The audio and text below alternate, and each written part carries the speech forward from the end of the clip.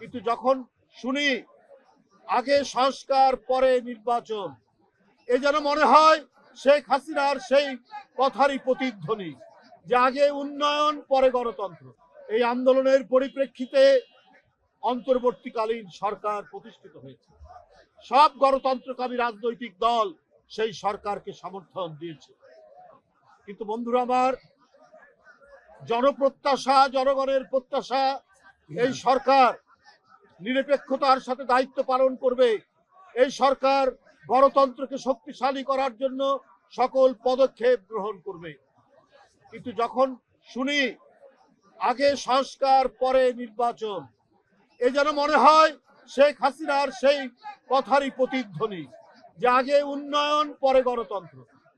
এইটা তো অন্তর্বর্তীকালীন সরকারের কোনো লোক, কোনো উপদেষ্টা, তাদের কাছ থেকে তো এটা শোভা পায় না।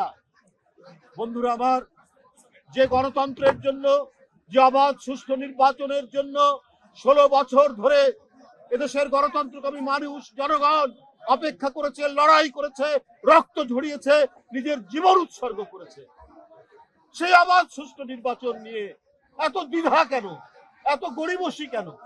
এটা তো আজকে জনগণের জিজ্ঞাসা। এটা কি কোনো অন্যায়? অন্তর্বর্তীকালীন সরকার গণতান্ত্রিক আন্দোলনের ফসল। গণতন্ত্র মানে আলোচনা হবে, সমালোচনা হবে, যারা সরকারে থাকবেন তারা সেটি গ্রহণ করবে। এক মাসে নিত্য প্রয়োজনীয় জিনিসের দাম কেজি প্রতি 2 টাকা থেকে 10 টাকা বৃদ্ধি পেয়েছে। তো সরকারের এই যে দৃষ্টিহীনতা, আমি বলবো যে বাজারের মূল্য যে বৃদ্ধি পাচ্ছে, এই ক্ষেত্রে যে পদক্ষেপ গ্রহণ না করা, দৃষ্টি না দেওয়া, এর জন্য কি সমালোচনা করা যাবে না? সরকারের প্রশাসন যদি নিরপেক্ষভাবে কাজ না করে, তো তার জন্য কি কোনো সমালোচনা করা যাবে না? তাহলে কিসের ভয় দেখান যে 1/11 পুনরাবৃত্তি হবে?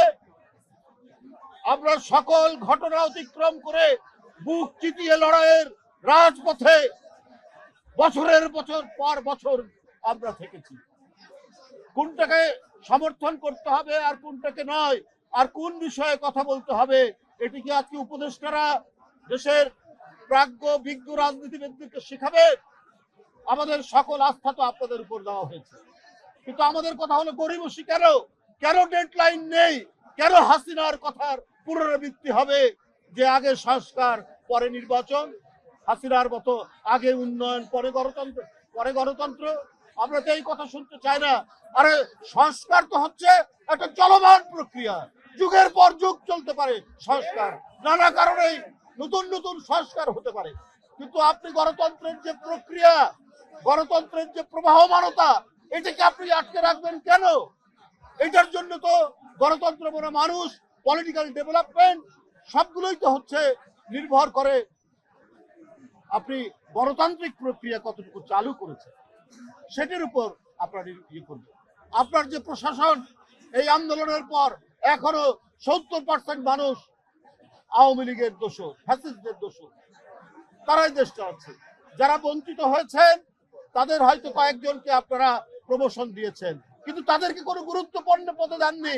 অধিকাংশ সচিব, অধিকাংশ প্রশাসনিক ব্যক্তিরা হলেন সেই ফ্যাসিস্টদের দোষর, তাদেরকে দিয়েই তো দেশ চালাচ্ছেন।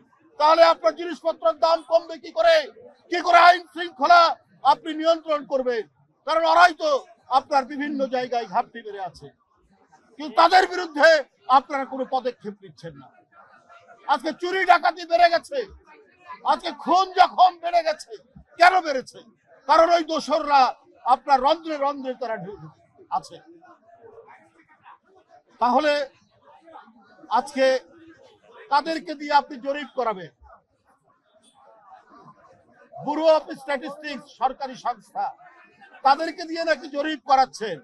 তাতে নাকি জনগণ বলে যে আগে স্থানীয় সরকার নির্বাচন, তারপরে হচ্ছে পার্লামেন্ট নির্বাচন।